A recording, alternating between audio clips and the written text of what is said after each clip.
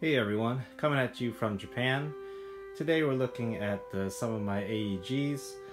Usually I keep them in storage, but since the weather is so hot in Japan, I decided to take them out and just keep them in a cooler place. So just looking at some of the collection. Let's start out with the battle rifles. First is the ICS M1 Garand. This is probably the most expensive gun that I have. Next is the CYMA M14 SOCOM, which is a very reliable gun, and I got it at a very low price.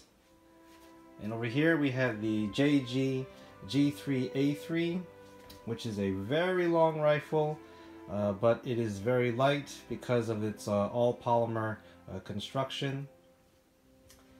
And up here we have the G RK47 with electric blowback. This gun has a metal receiver and fake wood parts, but it is quite heavy. It has a nice weight to it, and the blowback isn't too bad. It doesn't really compare with the Tokyo Marui electric blowbacks, but it's definitely a much cheaper alternative to the more expensive Marui ones. Next we'll look at the Colt rifles. This is an M16A1 Vietnam version with the 3-prong flash hider and the triangular handguards.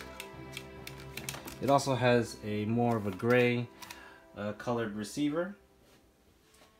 This is M16A2 with the bird cage, flash hider, and the round handguards.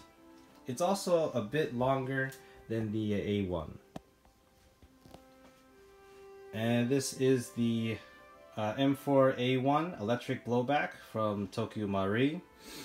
It is pretty loud, but it is a lot of fun to shoot, and you can really feel the recoil in your shoulders. And up here we have the P90, which is the first AEG that I bought, and it's still working pretty good. I've had it for over 10 years, and it's still one of my favorite airsoft guns. Here's a G36C, which I got from a friend who was going back to Australia, so he had to leave all his airsoft stuff with me. And yeah, I use it from time to time, so he's quite happy about that, because they don't allow any airsoft guns in Australia.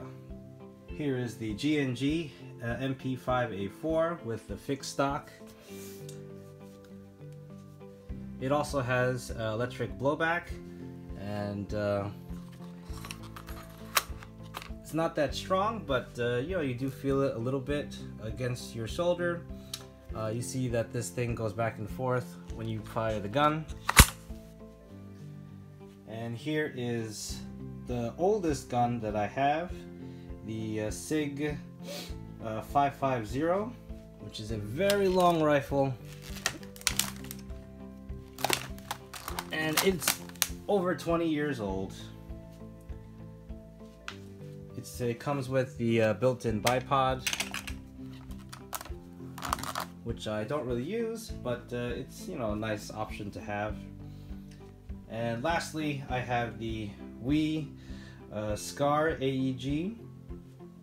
This is a very light gun, and it fires at a very high rate.